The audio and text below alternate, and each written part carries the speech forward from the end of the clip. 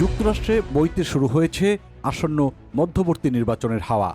আর এর আগে বড় ধরনের রাজনৈতিক লড়াইয়ের আভাস পাওয়া যাচ্ছে মার্কিন রাজনীতিতে। এমন এক সময়ে প্রেসিডেন্ট ডোনাল্ড ট্রাম্প দাবি করেছেন নভেম্বরের নির্বাচনে তার দল রিপাবলিকানরা কংগ্রেসে আরও বড় সংখ্যাগরিষ্ঠতা অর্জন করবে।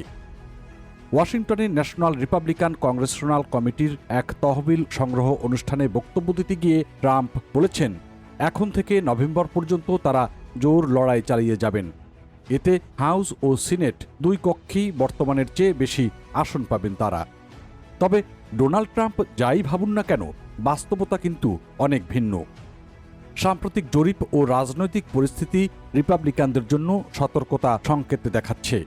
বিশেষ করে ইরান যুদ্ধ, জ্বালানি তেলের দাম বৃদ্ধি এবং জীবনযাত্রার খরচ বৃদ্ধি এসব বিষয়ে ভোটারদের মধ্যে বেশ উদ্বেগ তৈরি করছে।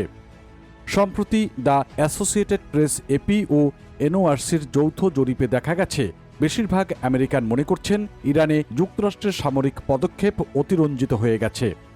একই সঙ্গে প্রায় অর্ধেক মানুষ গ্যাসের দাম নিয়েও দুশ্চিন্তার মধ্যে রয়েছেন। আর এরই মধ্যে ট্রাম্পের নিজ রাজ্য ফ্লোরিডায় একটি বিশেষ নির্বাচনে বিরোধী শিবিরের ডেমোক্র্যাট প্রার্থী এমিলি গ্রেগরি বিপুল ভোটের ব্যবধানে বিজয়ী হয়েছেন।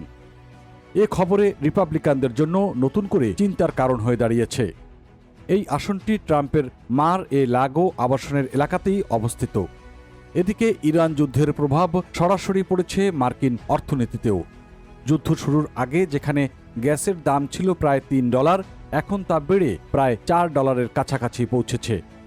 জ্বালানির দাম বাড়লে সাধারণত বাজারে অন্যান্য পণ্যেরও দাম বেড়ে যায়, যা ভোটারদের উপর বাড়তি চাপ সৃষ্টি করে। ট্রাম্প অবশ্য এই পরিস্থিতিকে সাময়িক বলে দাবি করেছেন। তার মতে ইরানের পারমাণবিক সক্ষমতা ঠেকাতে এই পদক্ষেপ প্রয়োজন ছিল এবং অর্থনৈতিক প্রভাব দীর্ঘস্থায়ী হবে না। তবে বিশ্লেষকরা বলছেন, যুদ্ধ দীর্ঘায়িত হলে এর রাজনৈতিক প্রভাব আরও বাড়তে পারে। কারণ উচ্চ মূল্যস্ফীতি, সুদের হার বৃদ্ধি এবং কর্মসংস্থান কমে যাওয়ার মতো বিষয়গুলো নির্বাচনের আগে বড় ইস্যু হয়ে উঠতে পারে। রিপাবলিকানদের ভেতর থেকেও কিছুটা উদ্বেগ দেখা যাচ্ছে। লিসা মুরকোস্কি বলেছেন, তার অঙ্গরাজ্যের মানুষ জানতে চাইছেন ইরান পরিস্থিতি কোথায় যাচ্ছে এবং যুক্তরাষ্ট্র কি সেখানে আরও সেনা পাঠাবে।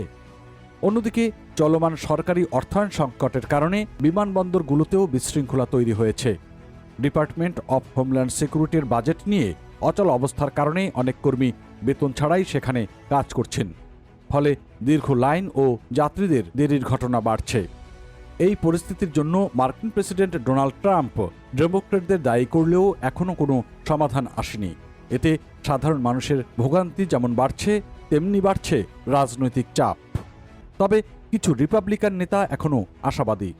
তাদের মতে, যদি ইরান ইস্যু দ্রুত সমাধান হয় এবং অর্থনৈতিক চাপ কমে আসে, তাহলে এটি উল্টো রিপাবলিকানদের পক্ষে কাজ করতে পারে।